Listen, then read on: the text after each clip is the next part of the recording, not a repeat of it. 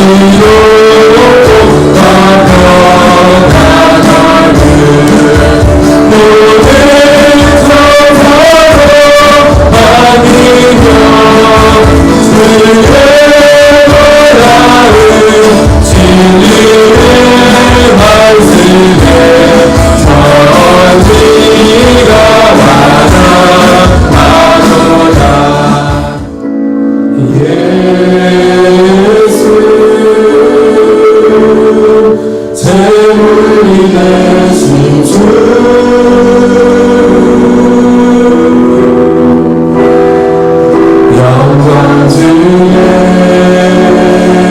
그의 나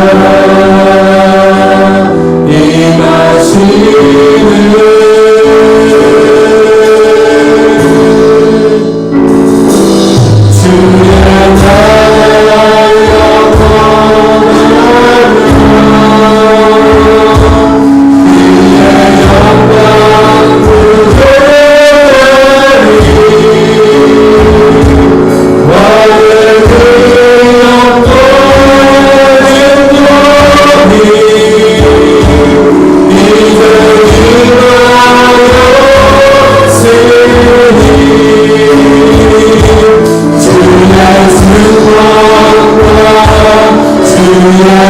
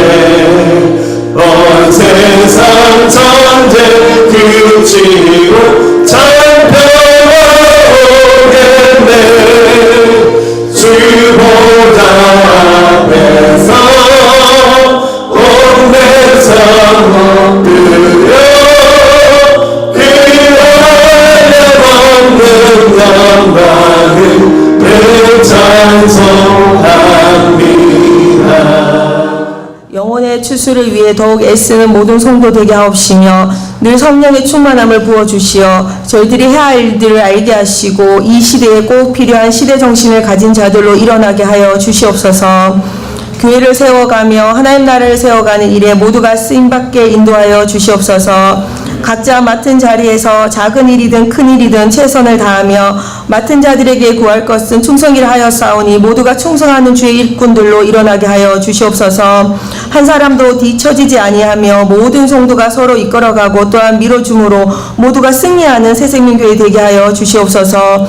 특별히 다음 세대를 위해 기도드립니다. 다음 세대에 일으켜 주시옵소서.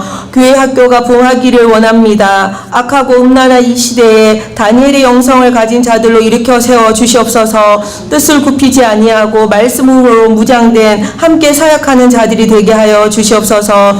교사들에게 더욱더 사명감 부어주셔서 더욱더 교회 학교에 위해 헌신하는 자들 되게 하여 주시옵소서.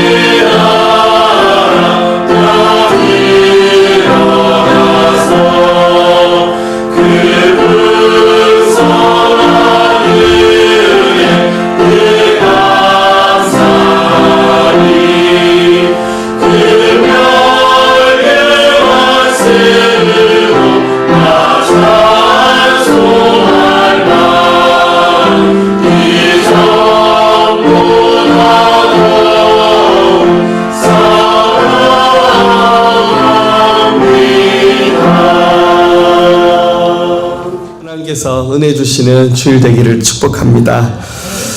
네, 오늘부터 이제 새로운 주제 설교를 시작하려고 합니다. 그래서 오늘부터 앞으로 몇 주간 나누게 될 주일 메시지 주제는 복음입니다.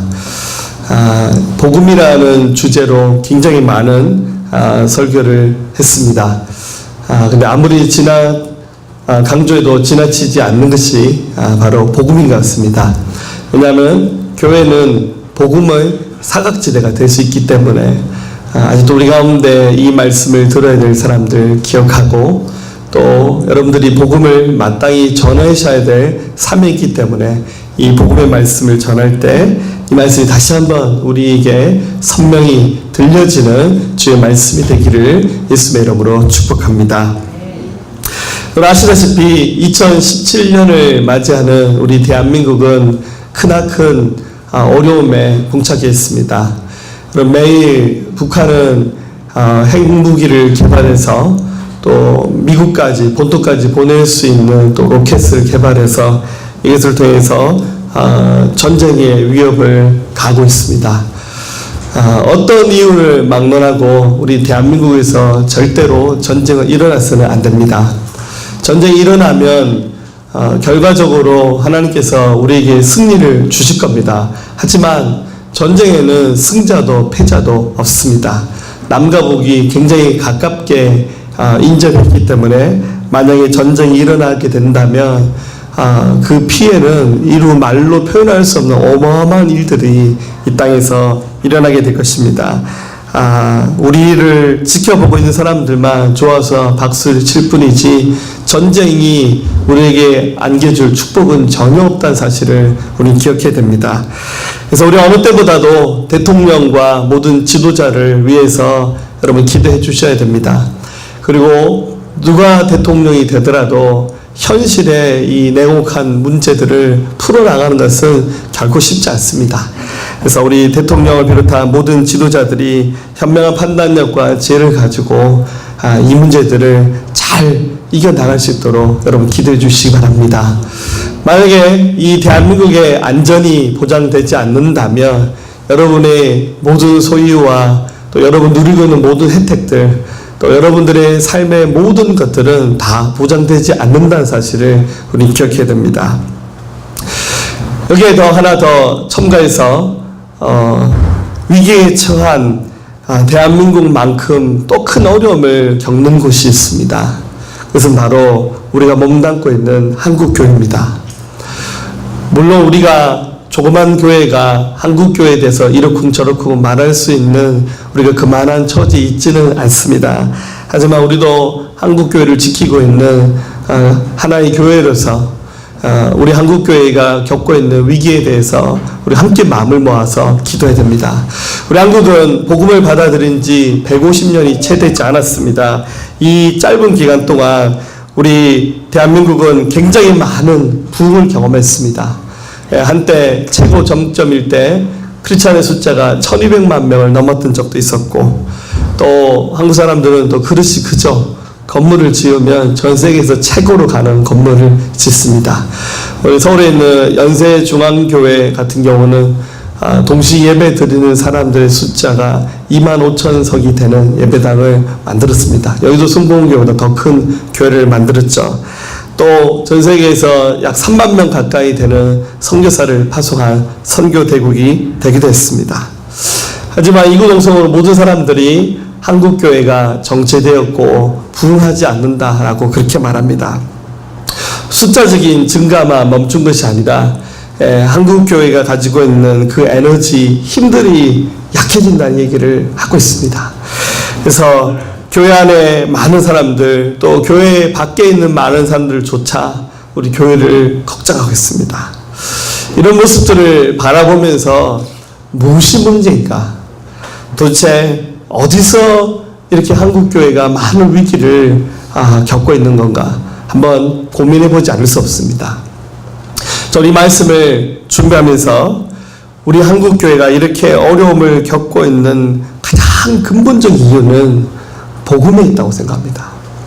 한국교회가 붙잡고 있는 이 복음의 능력들을 우리가 상실하고 있기 때문에 이 복음을 알지 못하는 세상 사람들은 예수 믿는 사람들이 말하는 복음이 진짜인가?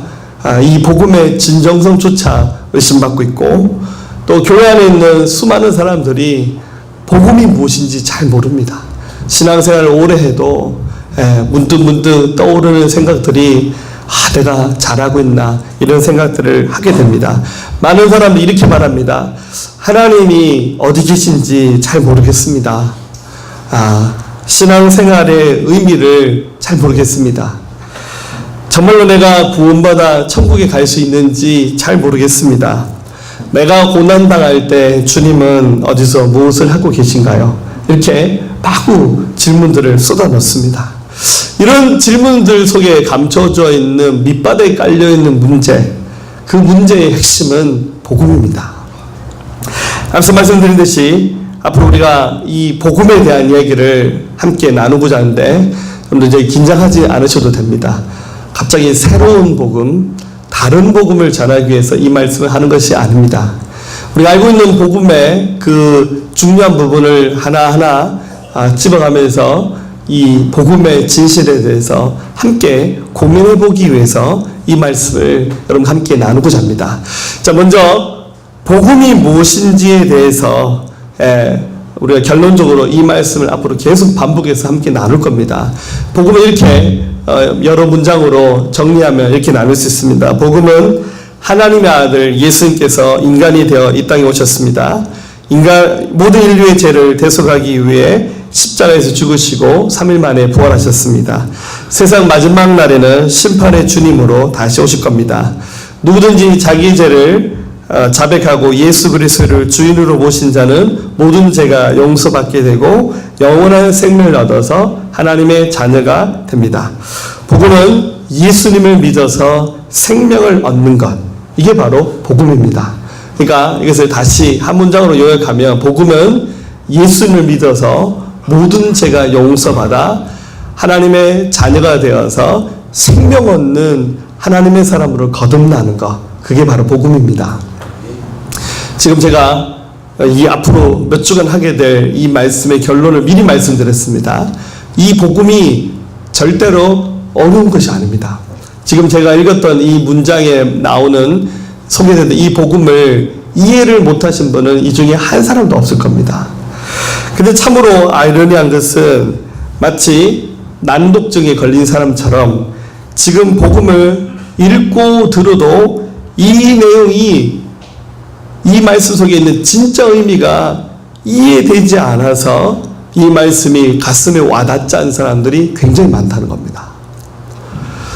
심지어 어떤 사람은 이 복음 이야기를 하면 화를 냅니다.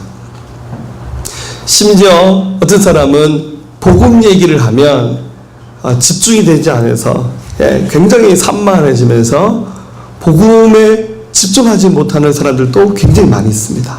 자, 다시 말씀드립니다. 복음이 어려운 것이 아닙니다. 하나님의 아들 예수를 믿으면 모든 죄가 용서받아서 생명 얻는 것, 그게 바로 복음입니다. 몇 단어로 압축할 수 있습니다. 예수 천당 불신 지옥. 길거리에서 그렇게 전도하면 좀 살짝 인상이 쓰죠. 저렇게 해야 되나. 근데 사실 그거는 복음을 굉장히 압축한 겁니다.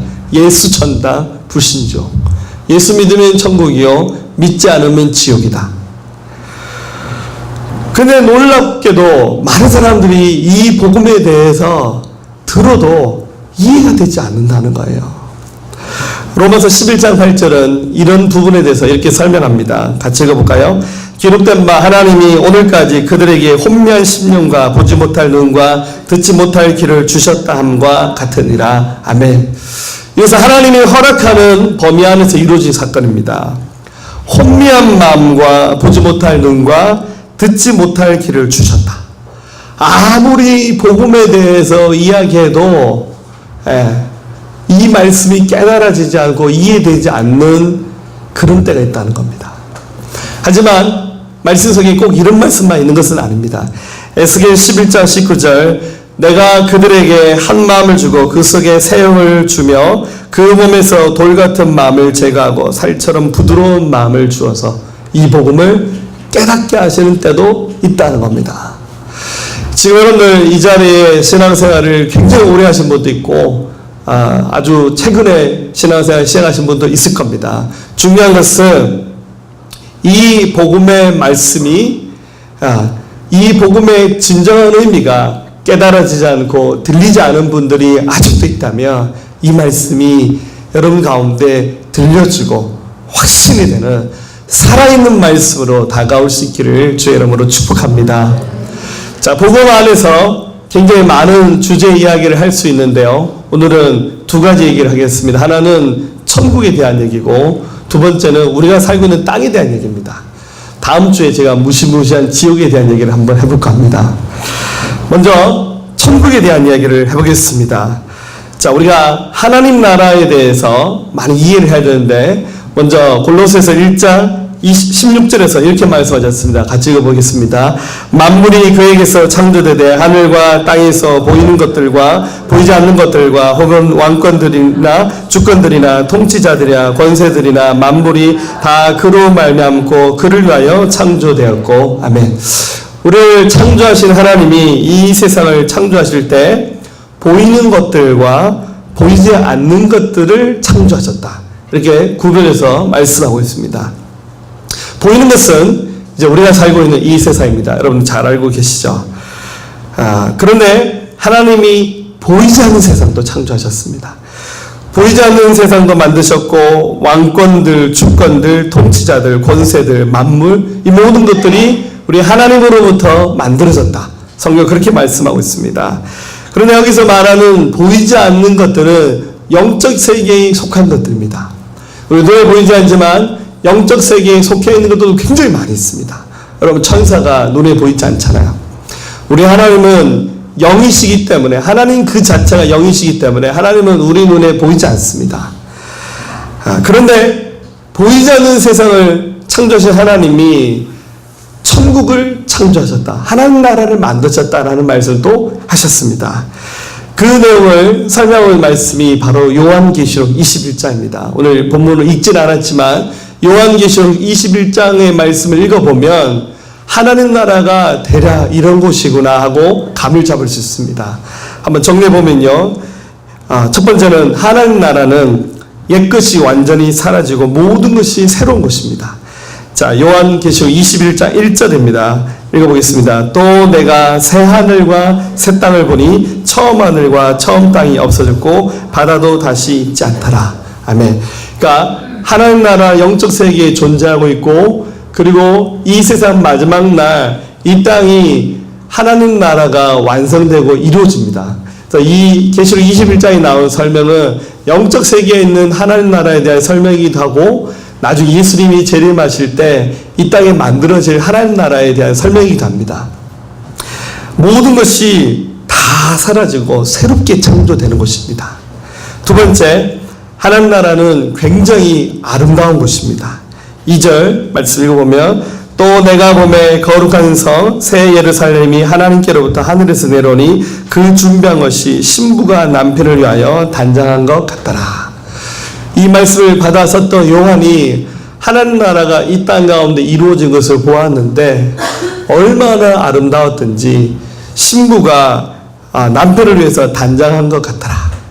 그럼 집에 가면 웨딩 그 사진 있잖아요. 이렇게 결혼식 때 사진 깜짝깜짝 놀랬죠. 살고 있는 사람하고 너무 다르죠. 네, 그때는 최고의 메이크업과 최고의 드레스를 입고 턱시도를 입고 결혼해서 가끔씩 저도 헷갈립니다. 이게 우리 부부 사진이 맞나? 저만 그런 것이 아니죠.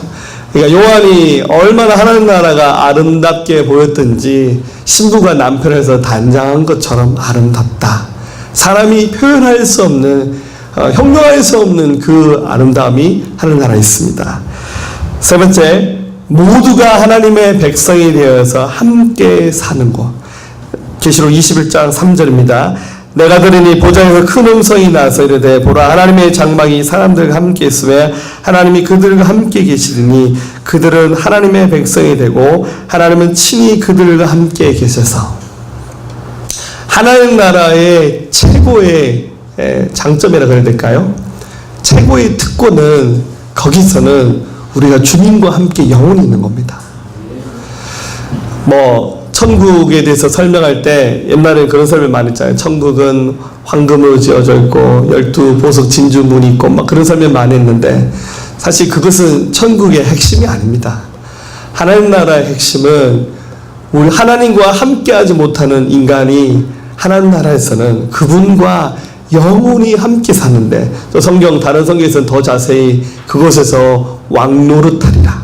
왕노릇한다는 말은 우리가 왕이 아닌데 하나님 나라에 들어가서는 우리가 모든 권세와 능력을 다 회복해서 마치 우리가 왕인 것처럼, 왕처럼 그렇게 모든 특권을 누리고 하나님과 함께 있는 곳, 그것이 바로 하나님 나라의 핵심입니다. 네 번째, 모든 고통이 사라져버린 것입니다. 계시록 4장 21장 4절 5절 읽습니다. 모든 눈물을 그 눈에서 닦아주시니 다시는 사망이 없고 애통하는 것이나 곡하는 것이나 아픈 것이 다시 있지 아니하니 처음 것들이 다 지나갔음이라. 보좌 앉으신 이가 이르시되 보라 내가 만물을 새롭게 하노라 하시고 또 이르시되 이 말은 신실하고 참되니 기록하라 하시고. 하나님 나라에서의 핵심은 고통이 사라졌습니다. 주님이 우리 눈에서 눈물을 닦아주시면서 사망이 없고 애통하는 것이 없고 곡하는 것이나 아픈 것이 없는 것이 바로 하나님 나라다. 그렇게 말씀하고 있습니다. 그리고 다섯 번째, 모든 것이 다 이루어진 것입니다. 6절, 또 내게 말씀하시되 이루었도다. 나는 알파와 오메가여 처음과 마지막이라. 내가 생명수 생물을 목마른 자에게 값없이 주리니. 주님 말씀하셨습니다. 모든 것이 다 이루어졌다. 여러분, 이 세상에서 열심히 사는 이유는 뭔가를 이루고 싶죠. 돈을 벌고 싶고 성공하고 싶고 출세하고 싶고 좋은 학교에 진학하고 싶고 더 좋은 직업을 갖고 싶고 뭔가 이루고 싶은 것이 많잖아요. 지금보다 더 나은 모습을 기대하며 열심히 살잖아요. 근데 하나님 나라에서는 그게 필요 없어요. 다 완성이 되었습니다. 하나님 나라의 그 완전함, 영적 세계에 있는 그 하나님 나라가 예수님이 재림하실 순간에 이 땅에 다 완성이 될 겁니다. 여러분 그 속에 들어가는 순간 이 세상에서의 삶을 기억하지도 못할 만큼 너무너무 아름답고 황홀한 세계에 드러날 겁니다. 언젠가 한번 제가 목회할 때 교회 어떤 할아버지 한 분이 전도받아서 오셨어요. 김진호 할아버지란 분이셨는데 나이가 한 70이 넘으셨는데 키가 자그마하신 분이었는데 교회 첫날 교회 딱 오셨는데 얼굴이 쌩노라신 거예요. 그래서 한눈에 봐도 저분은 간이 안 좋은가 보다. 봤더니 간암 말기셨어요. 병원에서 딱 3개월 산다고 진단받으셨대요. 그래서 그분에게 찾아가서 복음을 전했습니다. 그러니까 예수님 얘기하고 천국 얘기하고 지옥 얘기하고 예수 믿으면 생명 얻습니다. 그런데 그분이 예수를 마음에 영접하셨어요. 근데 이분이 진짜 믿는 게 맞나 좀 걱정도 되니까 그분 집에 몇 번이나 찾아가서 복음을 전했어요. 할아버지 예수 믿으셔야 된다고. 그랬더니 예수님 정말 믿는다는 거예요. 그리고는 예배 한 번도 빠지지 않고 모든 예배에 다 참석하시면서 신앙생활을 하셨어요. 근데 3개월 사신다 하셨는데 그분이 한 6개월 정도 사셨어요. 근데 어느 날 얼굴이 좀 더 노란빛으로 바뀌더니 급기야 몸이 약해져서 병원에 가셔서 중환자실에 들어가셨어요. 그 중환자실의 간호사가 그분의 며느리였어요. 그분이 정신이 오락가락하면서 정신 있을 때마다 목사님 모시고 오라고. 그래서 제가 급히 연락받고 가서 이제 임종기도 해드려야겠다 싶어서 병원에 갔습니다. 갔더니 정신이 오락가락 하시는데 제가 딱 들어갈 때 정신이 돌아오셨더라고요. 그분이 제 손을 탁 붙잡고 하는 말이 목사님 천국이 너무너무 아름다워요. 그래서 천국 아름답죠. 자기가 정신이 왔다 갔다 하는 사이에 천국을 봤대요. 천국을 봤는데 그곳에서 예수님과 자기가 목수가 되어서 곧 자기가 들어갈 집을 거기서 준비했대요. 집을 이렇게 막 멋지게 만드는데 와서 막 톱질하고 대패질하는데 너무너무 힘들었다면서. 근데 천국이 너무너무 아름답다고. 그러면서 제가 그분에게 마지막으로 임종기도를 해드렸더니 그러고 난 다음에 주님 품으로 돌아가셨어요. 그분 어렸을 때 신앙생활을 하셨는데 청년, 중년의 나이 때는 이제 신앙생활을 하지 않고 이제 뭐 자기를 위해서 사셨죠.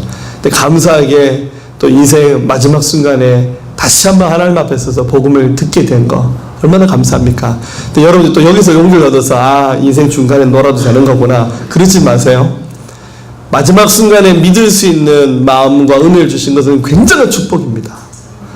제가 그분에게 복음을 전하면 또 한 번 느꼈어요. 하나님 나라는 너무너무 아름다운 것입니다. 이 세상에 우리가 누리고 있는 어떤 혜택들과 비교할 수 없고요. 우리가 이 세상에서 시달리고 있는 이 세상의 고통과 비교할 수 없는 안식과 평안이 바로 주님 나라에 담겨져 있습니다. 이 하나님 나라를 사모하는 여러분 되시기를 주의 이름으로 축복합니다. 두 번째는 우리가 살고 있는 땅에 대해서 우리가 더 많이 알았으면 좋겠습니다. 앞서 읽었던 골로새서 1장 16절 만물이 하나님으로부터 창조되었는데 보이는 것과 보이지 않는 것들을 창조하셨는데 땅은 보이는 세상입니다. 특별히 우리 인간은 땅에 발을 딛고 삽니다. 돌아가실 순간까지 우리는 이 땅에서 발을 딛지 못합니다. 그런데 한평생을 살지만 우리가 이 땅에 대해서 많이 알고 있다고 생각하지만 실상은 우리가 이 땅에 대해서 잘 알지 못합니다. 불과 100년 전에 여기서 누가 살았는지 아무도 몰라요. 한 1000년 전쯤에 여기서 무슨 일이 일어났나 아무도 모릅니다. 여러분들 한 3대, 4대, 5대쯤 올라가면 여러분들의 할아버지, 그 할아버지 세대 올라가면 여러분들 가문이 굉장히 유명한 가문이 아니사 여러분들 한 4대, 5대쯤 여러분들의 조상들이 무슨 일을 하며 살았는지 우리 잘 알지 못해요. 혹시 조심하십시오. 7일을 했는지도 모릅니다. 예. 사실 우리가 이 땅에서 많이 안다고 하지만 우리 땅에 대해서 잘 알지 못합니다. 그게 인생의 한계입니다. 성경은 우리가 살고 있는 땅에 대해서 오늘 로마서 5장 말씀은 굉장히 자세히 말씀하고 있는데 첫 번째 이 세상은 어둠에 속했다라고 성경은 설명하고 있습니다. 요한일서 5장 빛이 어둠에 비치되 어둠이 깨닫지 못하더라. 여기서 말하는 빛은 예수를 말하는 거죠. 예수님이 오셔서 이 세상에 당신을 드러냈는데 세상이 빛으로 오신 예수님을 알아보지 못했습니다. 이유는 이 땅 자체가 어둠이라는 겁니다.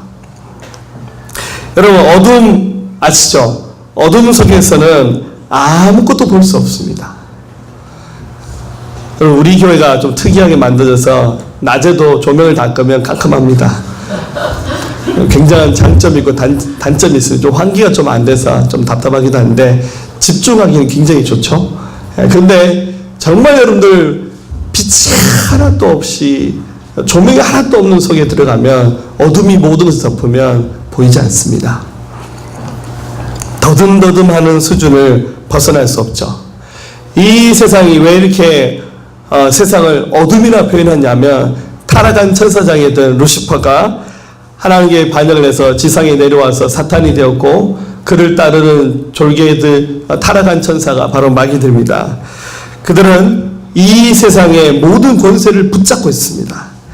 그래서 루시퍼는 하나님으로부터 오는 생명의 빛을 자꾸만 가리고 있습니다.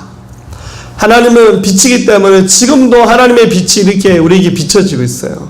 그런데 이 세상의 어둠의 권세인 마귀는 계속해서 하나님으로부터 나오는 그 빛을 가리웁니다. 그래서 사람들을 그 루시퍼의 사탄의 어둠의 권세 아래에 가둬버렸습니다.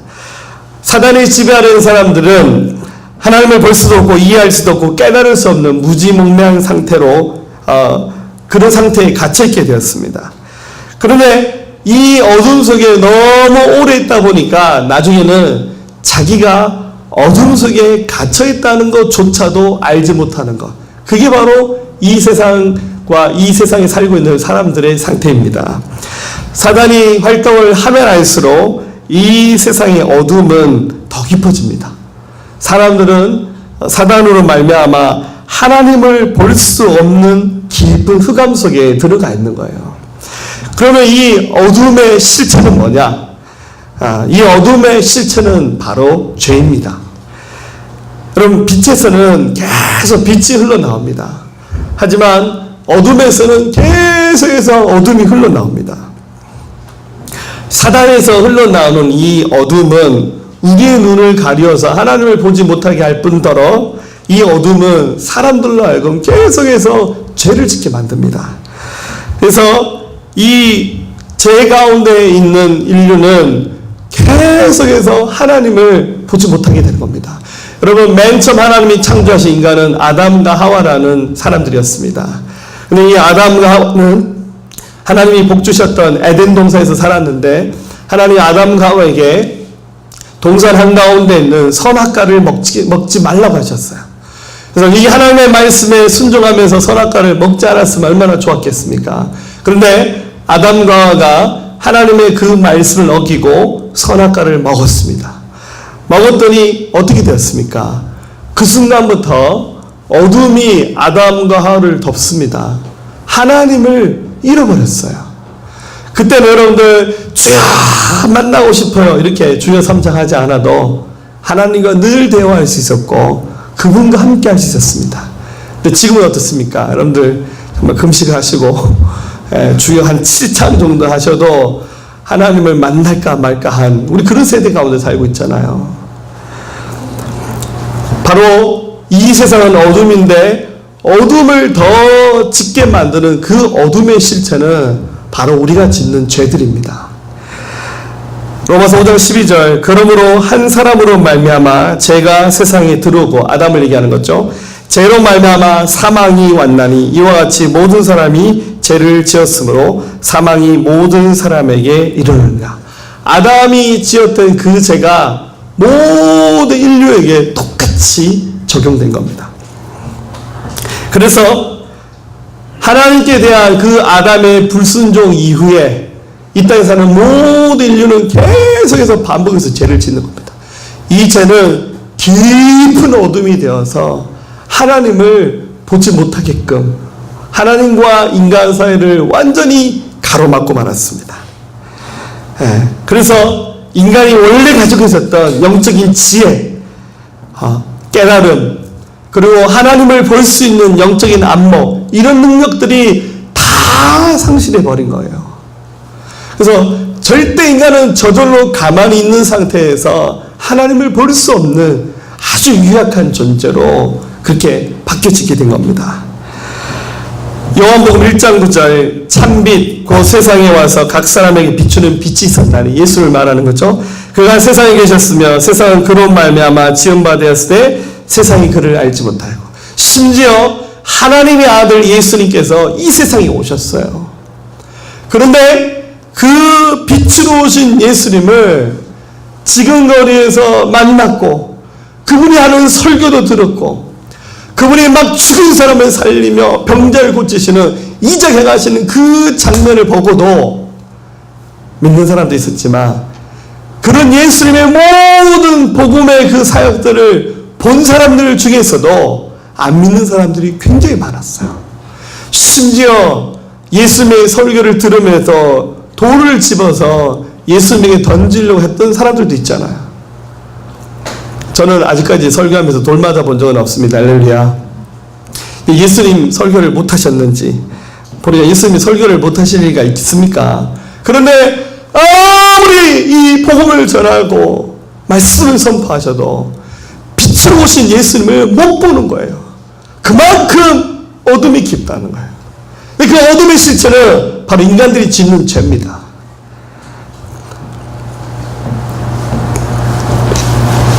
예수님 당시에 많은 종교 지도자들, 여러분 안타깝게도 예수님을 가장 배척했던 사람들이 누굽니까? 최고의 종교 지도자들입니다. 제사장들, 사두개인, 서기관, 이 사람들은 하루 종일 성경만 연구한 사람들이에요. 매일 말씀을 묵상한 사람들이에요. 근데 아이러니하게도 종교 지도자들이 가장 예수님을 못 알아봤어요.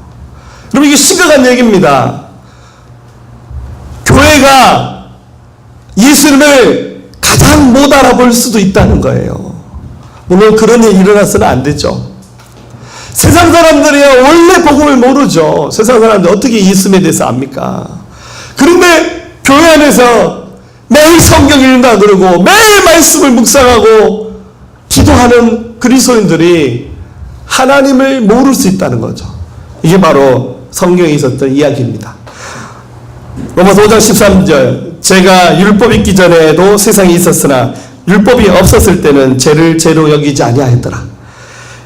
율법 말씀이 있기 전에는 사람들이 죄가 무엇인지조차도 몰랐어요.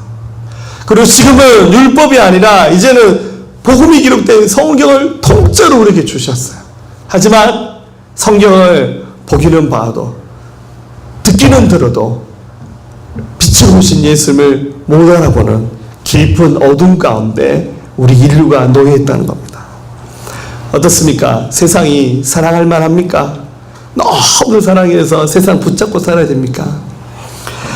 여러분들 이런 얘기하면 나는 그만큼 죄짓지 않고 나는 그래도 괜찮게 사는데 왜 목사님은 또 우리를 죄인 취급하면서 또 우리를 불편하게 하십니까?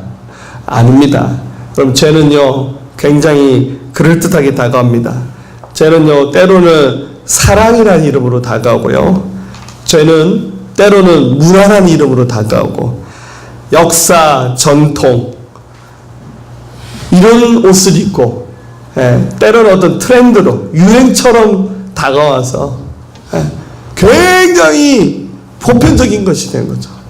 저도 아직은 젊지만 가면 갈수록 우리나라의 사람들의 가치와 기준이 이 경계가 허물어지기 시작했어요. 근데 이제는 걷잡을 수 없죠.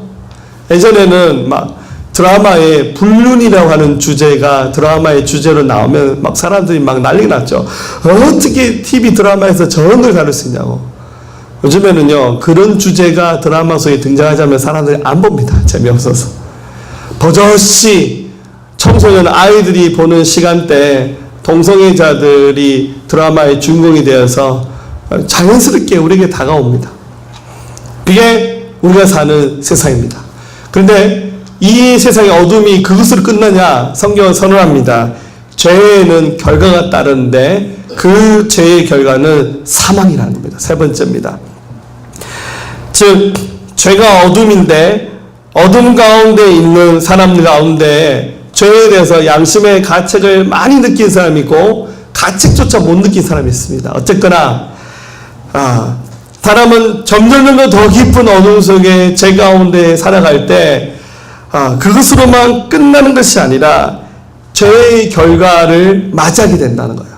그 죄의 결과는 사망이고 바로 심판이라는 겁니다. 로마서 6장 23절 죄의 싹은 사망이요 하나님의 은사는 그래서 예수 우리 주 안에 영생이다. 즉 죄의 결과는 죽음이라는 겁니다. 여러분 이 세상에 태어난 인류는 다 죽습니다. 다 죽는다는 것보다 더 좀 실감나는 표현은 100살 넘게 살기도 쉽지 않습니다. 여러분들 주변에 연세 100세 이상 되신 분 있으면 한번 좀 소개해 주십시오. 제가 찾아가서 인사 한번 드릴게요. 쉽지 않죠? 이유는 성경은 말하고 있습니다. 죄의 싹이 사망이다. 그래서 모든 인류는 죽습니다. 근데 그것은 죽는 것으로 끝난 것이 아니라 히브리서 9장 27절 한 번 죽는 것은 사람에게 정하신 것이요 그 후에는 심판이 있다고 성경은 말하고 있습니다. 이 심판을 피해 나갈 수 있는 사람은 아무도 없습니다. 로마서 3장 23절 모든 사람이 죄를 범하였음에 하나님의 영광에 이르지 못한다. 이게 여러분들 우리가 살고 있는 땅의 실체입니다. 땅은 어둠이고 어둠의 실체는 죄이고 죄를 피할 수 있냐면 아니요. 계속 이것이 반복되고 반복되다 보면 사망, 죽음의 심판이 다가오고 그리고 천국과 지옥으로 하나님께서 가르시는 심판의 때가 다가온다는 거예요. 유명한 C.S. 루이스가 이렇게 말했습니다. 지옥으로 가는 길은 결코 벼랑이 아니다. 지옥을 향하는 길은 밋밋한 내리막길이다. 사람들은 그 길을 기분 좋게 걸어간다. 아주 의미심장한 말이죠. 지옥을 하는 길이 갑자기 훅 떨어지는 길이면 사람들이 경각심을 가질 것인데 그냥 세상이 좋아서 죄짓고 자기 마음대로 방탕하게 살아가는데 가다 보면 밑바닥에 도달이 되면 그 뚝을 열면 영원한 심판 속에 들어가는 겁니다. 비싼 예입니다. 어떤 설교자에게 한 사람이 찾아와서 이렇게 말했습니다. 목사님, 도대체 지옥이 어디 있는 겁니까? 이렇게 물었습니다. 그러자 그 설교자도 이렇게 말했습니다. 지옥이 어디 있느냐면 당신이 예수 그리스도 없이 계속 길을 걸어가다 보면 당신의 인생 맨 마지막 끝에 도달하는 곳이 바로 지옥입니다. 이 영원한 지옥의 심판 기다리고 있습니다. 이것을 피할 수 있는 방법, 앞으로 이 복음 설교를 하면서 계속 우리가 함께 나누게 될 주제의 말씀입니다. 그것은 바로 영원하신 생명이신 예수 그리스도 그분 앞에 나오는 삶입니다. 개인적으로 한번 꼭 가보고 싶은 곳이 있는데 인도의 겐지스 강을 한번 꼭 가보고 싶습니다. 그 나라 사람들은 겐지스 강을 이렇게 성지처럼 생각합니다. 그래서 사람이 죽으면 사람의 시신을 태워서 겐지스 강에 뿌리고 그리고 그 물을 떠서 성설에서 마시고 그 물로 목욕하고 또 그 물 가지고 밥도 지어 먹고 그런다고 합니다. 결국 영원한 생명에 이르기 위한 하나의 몸부림이죠. 승려들이 성지순례를 갈 때, 인도를 갈 때 주로 삼보 일배를 하면서 갑니다. 실제로 수백 킬로의 길을 보통 소 한 마리 끌고 이렇게 세 걸음 걷고 한 번 절하고 이렇게 삼보 일배하면서 길로 나아간다고 하는데 이것도 인간이 얼마나 노력을 하고 고행을 하는가를 보여주는 하나의 예이기도 합니다. 그러나 여러분들 사람의 이런 노력으로는 절대로 인간이 가지고 있는 죄를 없앨 수가 없습니다. 인간이 가지고 있는 모든 죄를 다 해결할 수 있는 방법은 오직 한 가지입니다. 바로 하나님의 아들 예수 그리스도를 받아들이는 겁니다. 로마서 5장 16절 우리가 아직 연약할 때 기약대로 그리스도께서 경건하지 않는 자를 위하여 죽으셨도다. 8절 우리가 아직 죄인 되었을 때 그리스도께서 우리를 위하여 죽으심으로 하나님께서 우리에 대한 자기의 사랑을 확증하셨느니라. 결국 우리 인간을 위해서 이미 하나님의 아들 예수님께서 십자가에서 죽으셨어요. 그래서 그분의 그 놀라운 사랑을 믿고 그분을 받아들이며 우리의 죄가 용서받게 되고 하나님의 영원한 생명이 우리 안에 시작된다는 겁니다. 9절 그러면 우리가 그의 피로 말미암아 의롭다 하심을 받았으니 더욱 그로 말미암아 진노하시면서 구원을 받을 것이니 곧 우리가 원수 됐을 때 그의 아들의 죽으심으로 말미암아 하나님과 화목하게 되었은즉 화목하게 된 자로서 더욱 그의 살아나심으로 말미암아 구원을 받을 것이니라. 그뿐 아니라 이제 우리로 화목하게 하신 예수 그리스도로 말미암아 하나님 안에서 또한 즐거워하느니라. 아멘. 앞으로 이 복음 설교하면서 예수를 믿는 것에 대한 얘기를 더 깊이 함께 나누겠습니다. 여기서는 정리해서 두 가지 얘기만 하겠습니다. 하나는 자기가 죄인이라는 사실을 인정하면서 해결하셔야 됩니다. 자기가 죄인이라는 사실을 인정하지 않는다면 예수님의 이 십자가 이야기는 아무 쓸모없는 이야기가 될 겁니다. 아마 예수님 십자가에 한 3번, 10번쯤 매달려 돌아가셨다고 그 얘기를 들려준다 할지라도 이 사건은 그와 전혀 상관이 없는 이야기로 맞춰지게 될 것입니다. 자기가 죄인이라는 사실을 인정하면서 하나님 앞에 용서를 구하는 것, 그게 바로 회개의 시작입니다. 요한에서 1장 8절 만일 우리가 죄가 없다고 말하면 스스로 속이고 또 진리가 우리 속에 있지 않을 것이요 만일 우리가 우리 죄를 자백하면 그는 믿으시고 의로사 우리 죄를 사하시며 우리를 모든 불의에서 깨끗하게 하실 것이다. 두 번째는 그분을 내 인생의 주님으로 믿어야 됩니다. 십자가에서 죽으시고 3일 만에 부활하신 예수님을 내 인생의 모든 주권을 가지고 계신 내 인생의 주관자, 주인으로 모시는 것, 그게 바로 예수를 믿는 믿음의 시작입니다. 우리는 다시 복음 앞에 서 있습니다. 여러분, 우리는 빛과 어둠 사이에 서 있습니다. 하나님은 여러분의 지금 모습들을 다 알고 계십니다. 교회 안에 머물고 있으면서도 마치 성경을 가장 많이 알았던 종교 지도자들이 복음에 대해서 알지 못했던 이 어처구니 없는 도저히 일어날 수 없는 이 아이러니한 사건들처럼 교회 안에 머물고 계시지만 예수님을 믿지 않는다면 단지 이름만 새생명교회에 등록했다 해서 하나님 나라 가는 것이 아니라 예수님을 자기 인생의 주인으로 고백하고 자기가 죄인임을 고백하면서 복음 앞에 설 때 하나님께서 그에게 영원한 생명을 선물로 주실 겁니다. 이 복음의 진정한 의미를 다시 한번 고백하며 깨닫는 은혜가 저와 여러분들에게 임하기를 주의 이름으로 축복합니다. 우리 한번 눈을 감고 먼저 한번 기도하겠습니다. 그 하나님은 보이지 않는 영원한 세상을 창조하셨고 그 나라에서 하나님이 우리를 기다리고 계십니다. 빛과 어두운 속에서 아직도 갈팡질팡하면서 예수님께 속하지 못한 삶을 살고 계신 분이 계시다면 주님께로 돌아오십시오. 나의 예수 주님과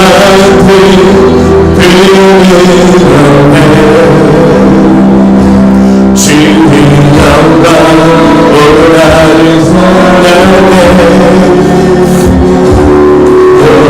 너희 주님의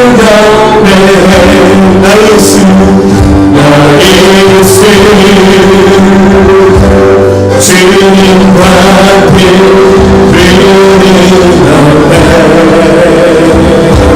주님 영광 오라를 찬양해 오늘 날 버리지 세상을 하나님이 세상을 사랑하사 복수가를 주셨으니 복수가를 주셨으니 믿는 자를 배워가리니 찬양해로 사랑하 영광의 왕의 왕자 예수 영원히 주 이름 찬양해 예수 그리스도 나라는 왕께 하나님 세상을 하나님이 세상을 사랑하사 복생하리 주셨으니 믿는 자를 바라리니 하나님 세상을 하나님이 세상을 사랑하사 복생하리 주셨으니 믿는 자를 바라리니 찬양해로 사랑과 영광의 왕의 왕자 예수 영원히 주 이름 찬양해 예수 그리스도 만왕의 왕께 여러분들 스스로에게 질문을 던져보십시오. 나는 정말 예수를 믿고 있는가? 교회 생활 오래 했지만 나는 예수님을 믿고 있는지 믿고 있지 않는지 여러분 스스로가 이것을 판단하셔야 됩니다. 여러분 스스로 내가 믿는지 믿지 않는지조차 구분하지 못한다면 이 복음의 이야기가 굉장히 어려운 이야기로 들릴 것이고 굉장히 이론적인 얘기로만 들릴 겁니다. 다시 말씀드리지만 이것은 이론이 아닙니다. 실제입니다. 왜냐하면 하나님 나라가 정말로 존재하고 영원한 지옥의 심판이 진짜로 존재하기 때문입니다. 믿어도 되고 안 믿어도 되는 문제가 아니에요. 반드시 믿어야 됩니다. 이 세상에 살고 있는 인간이라면 우리가 아는 모든 사람들 반드시 우리는 이 복음을 전해야 됩니다. 순식간에 문이 닫혀버리고 순식간에 우리 인생의 생명이 끝나버리기 때문입니다. 반드시 복음을 들어야 됩니다. 제가 한번 기도하겠습니다. 가슴에 한번 손을 얹겠습니다. 하나님, 저희가 다시 한번 복음의 말씀을 듣습니다.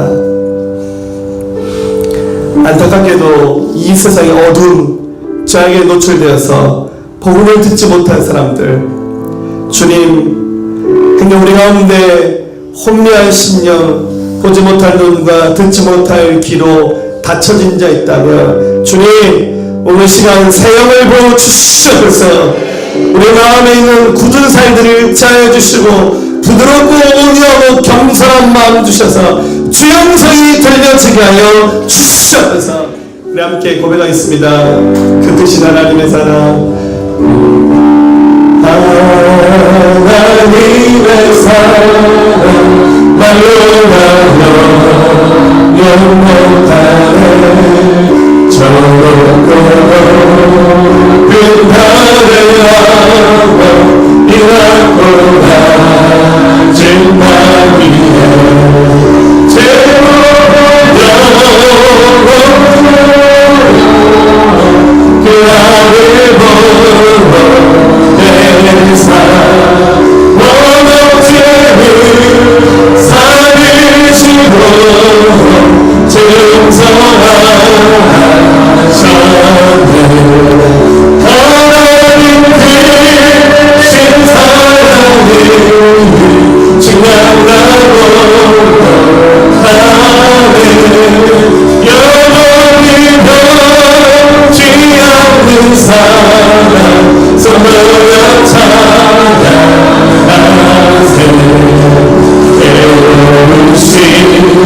잘 지나가고 나비의 나라세라네 주의 지나 반가운 그 소리에 저들어도 주님께서 너에게 긴 사랑을 그사 의미의 사했으니 그의 이름이 주다 하나님께 신사랑을 증명하고 하나님 영원히도 지나는 사랑 성도여 찬양하세. 또 이 믿음의 재단 위에 지구대 영원토록 함께 합시기를 간절히 축원하옵나이다. 아멘.